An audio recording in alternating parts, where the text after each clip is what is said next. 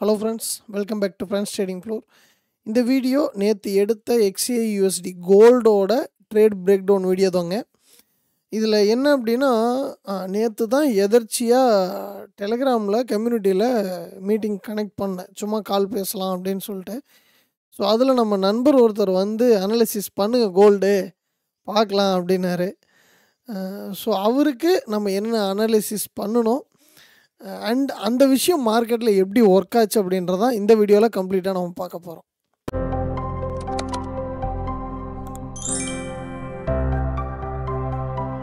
First அந்த analysis பண்ணின அந்த ரெக்கார்டட் வீடியோவை பார்த்துட்டு வாங்க, அதுக்கப்புறம் நம்ம பேசுவோம்.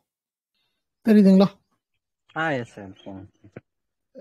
அதாவது சிம்பிள் பார்த்தீங்கன்னா, நம்ம யூடியூப்பில் பேசுகிற விஷயந்தான் நம்ம ஃபாலோ பண்ணுறது உங்களுக்கு தெரியும். பட் மற்றவங்க புதுசு இன்னைக்கு தான் அனாலிசிஸே பண்ணுறேன். டெலிகிராம் லைவ்ல இன்னைக்கு தான் அனாலிசிஸ் பண்ணுறேன். எல்லா டைம் ஃப்ரேம் புல்லிஷில் தான் சார் இருக்கு. ஓகேங்களா? மந்த்லி வீக்லி நீங்கள் எந்த லெவல் எடுத்தீங்கனாலும் புல்லிஷில் இருக்கு. ஸோ பை ட்ரை பண்ணுறது பெட்டர். அண்டு அந்த கீ லெவல் வீடியோ போட்டிருப்பேன் ரீசெண்டாக. அந்த லெவலுக்கு பேஸ் பண்ணி பார்க்கும்போது இந்த ரேஞ்சில், அதாவது முந்தா நேற்று டே க்ளோஸ் அல்லது நேற்று ஓப்பன், அந்த சம்திங் அந்த ஒரு ஏரியாவில் ப்ரைஸ் ரீட்ரேஸ்மெண்ட் எடுத்துட்டு பை ஆச்சுன்னா ஃபர்தராக இந்த ஹை அப்படின்றது போகிறதுக்கான பாசிபிலிட்டி இருக்குது. 4 ஹவர்ல அந்த ஃப்ளோக்கு ரீட்ரேஸ்மெண்ட் வரும்னு பார்க்குறாங்கன்னா வருமா வராதான்னு தெரியலீங்க. எந்த ஃப்ளோக்கு? கீழே இருக்கு பாருங்க. இதுக்கா? ஆமாங்க. அதான் சார், அதுதான் இப்போ இங்கே பிரச்சனை என்னன்னா, நம்ம டேல அனாலிசிஸ் பண்ணோம்ல, டேல பார்க்கும்போது நம்ம லைன் எங்கே வருது, இங்கே வருதா? ஆமாங்க. அப்போ நீங்கள் இங்கே பை அடிப்பீங்களா? சிம்பிள். இந்த லெவலுக்கு ஆல்ரெடி நேத்தே ரீடெஸ்ட் ஒன்ஸ் எடுத்துட்டான். எடுத்தேன். ஆமா, இது திரும்ப உள்ள இருந்து பை போக ட்ரை பண்ணுது. ஆமா. இப்போ நீங்க சிம்பிளா இந்த மாதிரி பிரேக் அவுட்டுக்கு பை ட்ரை பண்ணுவீங்களா? இல்ல சார், இதுக்கு பை எடுக்க முடியாது. அப்போ உங்களை என்னன்னா இந்த இடத்துல கன்ஃபியூஷன்ல வச்சிருக்கணும். தெளிவா டிசிஷன் எடுக்கிறதுக்கு உங்களை விடக்கூடாது. ஆமா. ஓகேங்களா? அது எப்படின்னா சிம்பிள். அது இங்க தான் பையாவுன்னு ஒரு முடிவு பண்ணுனாங்கன்னா அந்த வேலை நமக்கு என்ன நடக்கும்? ரைட் சைடுல ரிவர்சல் கிடைக்கும்.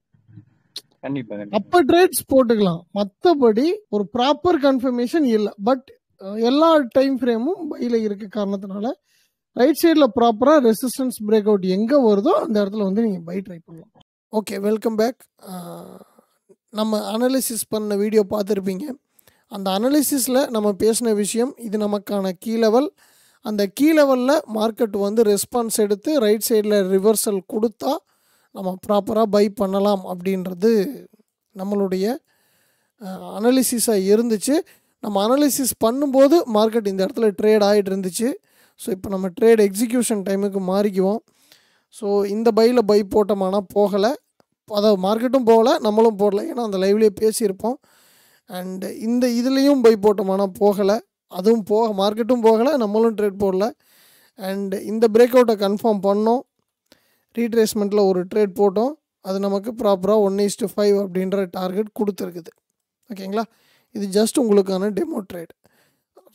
அதாவது ஒரு கான்செப்ட் அப்படின்ற விஷயம் இதுதான் மார்க்கெட்டை ரன் பண்ணுங்கிறதுக்கான கன்ஃபர்மேஷன் எங்கேயுமே இல்லைங்க. அந்த ப்ரைஸ் மூமெண்ட்டை நீங்கள் அந்த ஸ்ட்ராட்டஜியை யூஸ் பண்ணி எப்படி புரிஞ்சுக்க ட்ரை பண்ணுறீங்க, அதை பேஸ் பண்ணி நீங்கள் எப்படி ட்ரேட் பண்ணுறீங்க. ஸோ அதுதான் ஒரு ட்ரேடிங் ஸ்ட்ராட்டஜிக்கான கீ பாயிண்ட். ஸோ நம்ம யூஸ் பண்ணுற simple support and resistance and break out, fake out, அந்த மொமெண்டம் பேஸ்டு ப்ரைஸ் ஆக்ஷன்னு சொல்கிறோம் இல்லைங்களா, அந்த ப்ரைஸோட மொமெண்டமை புரிஞ்சுக்கிட்டு அது ஃபேக் அவுட்டாக பிரேக் அவுட்டாக அப்படின்றத சிம்பிளாக அண்டர்ஸ்டாண்ட் பண்ணி ப்ராப்பரான ட்ரேட்ஸ் அப்படின்றது நீங்கள் எக்ஸிக்யூட் பண்ணுறதுக்கு ட்ரை பண்ணுனா நல்லபடியாக ப்ராஃபிட் மேக் பண்ணலாம் அப்படின்றதுக்கு இதை வந்து ஒரு ப்ரூஃபாக வச்சுக்கோங்க.